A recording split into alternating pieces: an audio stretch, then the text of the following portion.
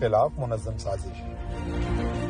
25 مئی کی ظلم و ستم، چیئرمین عمران خان پر قاتلانہ حملوں، زمان پارک حملوں سمیت ریاستی فسطائیت کے تمام مظاہروں کے باوجود تحریک انصاف کے کارکنان نے ہمیشہ پرامن احتجاج کا سہارا لیا۔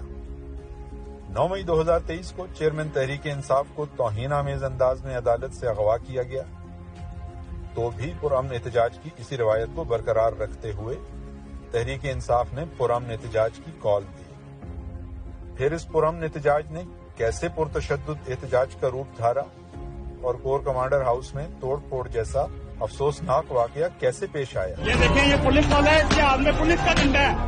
آپ کو واقعات اور حقائق کی روشنی میں بتاتے ہیں۔ سب سے پہلے تو ذرا غور کریں تو صاف دیکھا جا سکتا ہے کہ جوں مظاہرین آگے کی جانب بڑھ رہے تھے، پولیس غائب ہوتی چلی جا رہی تھی، گویا شرارتی عناصر کو کھل کر کھیلنے اور مظاہرین کو اکسانے کا موقع فراہم کر رہی تھی۔ اس بات کی تحقیقات لازم ہے کہ بات پر دفعہ 144 کے نفاذ کی آڑ میں لاٹھیاں برسانے والی پولیس کس کی ہدایت پر منظر عام سے غائب ہوتی چلی گئی۔ اس کے بعد ان صاحب کی تلاش ضروری ہے جنہوں نے عوام کو اشتعال دلانے کے لیے گیٹ پر کھڑے ہو کر اندر موجود اہلکار سے بحث کی۔ پھر سلام کروں گا۔ اسلام کی کارگل نکلوایا، ایسٹ پاکستان نکلوایا، ہم نے اپنا پیٹ کھا کے تمہیں دیا، تمہارے واپسی کر رہے ہیں۔ اور گیٹ کھلتے ہی غائب ہو گئے۔ یہ گاڑیاں توڑنے والے، گاڑیاں جلانے والے، یہ ان کے اپنے بندے ہیں۔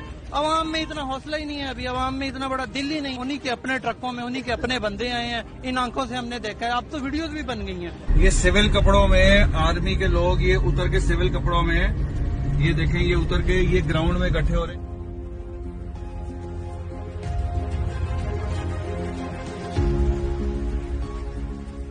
خود اپنے ہاتھوں سے آگ لگا رہے ہیں۔ میں نے اپنی آنکھوں سے، میں نے ان بندوں کے ساتھ بات بھی کی ہے، وہ یہاں فون پہ بتا رہے ہیں یہاں 250 بندہ ہے، یہاں یہ ہو گیا، یہاں وہ ہو گیا۔ اب ذرا آگے دیکھیں، ایک بات قابل غور ہے، وہ ہے عمارت کے اندر پہلے سے ہی ٹوٹے ہوئے شیشے۔ گویا کسی نے مدعا تحریک انصاف پر ڈالنے کے لیے توڑ پھوڑ پہلے کر رکھی تھی۔ اب سوال یہ کہ کیا تحریک انصاف کے قائدین نے کارکنان کو اکسایا؟ جواب ہے کہ صورتحال دراصل اس کے برعکس تھی۔ تحریک انصاف کے قائدین نے متعدد مرتبہ کارکنان کو پرامن رہنے کی تاکید کی، خاص طور پر ڈاکٹر یاسمین راشد جن پر بالخصوص الزامات کی بوچھاڑ کی جا رہی ہے۔ انہوں نے بارہا کارکنان کو پرتشدد کارروائیوں سے باز رکھنے کی تاکید کی۔ مہربانی کر کے اندر جانے کی بالکل مت کوشش کریں، آپ باہر آ جائیں، سارے واپس آئیے، واپس آئیے، جس مقصد کے لیے آئے ہیں اس کے لیے آئیے، آپ مہربانی کر کے واپس آئیے۔ تحریک انصاف کے رہنما میاں محمود الرشید اور سینئر تجزیہ کار آفتاب اقبال جو اس موقع پر موجود تھے۔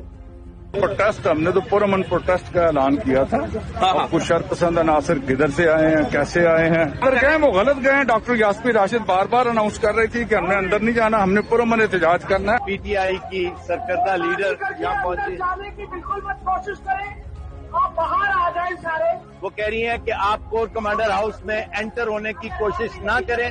ان کا بیان بھی اس بات کی واضح دلیل ہے کہ ڈاکٹر یاسمین راشد نے عوام کو کور کمانڈر ہاؤس کی طرف نہ جانے کی ہدایت کی۔ چیئرمین عمران خان کی بہنیں اس موقع پر مظاہرین کو پرامن احتجاج کی تاکید کرتی رہیں۔ ہمارا مقصد جو ٹیسٹ ہے اپنا، جی بالکل بالکل کرنا ہے، یہ نہیں کہ ہم نے اپنی، یہ تو ہمارا ملک ہے۔ جی ہمیں پتہ ہے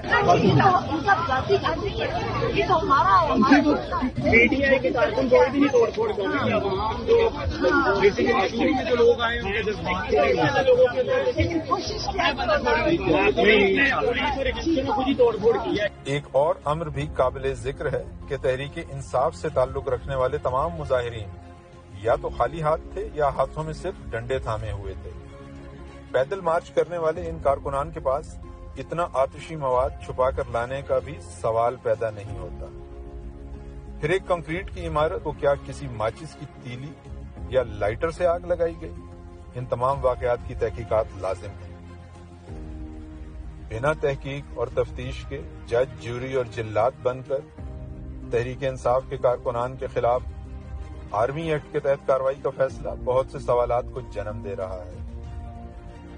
کیا دال میں کچھ کالا ہے یا پوری دال ہی کالی ہے؟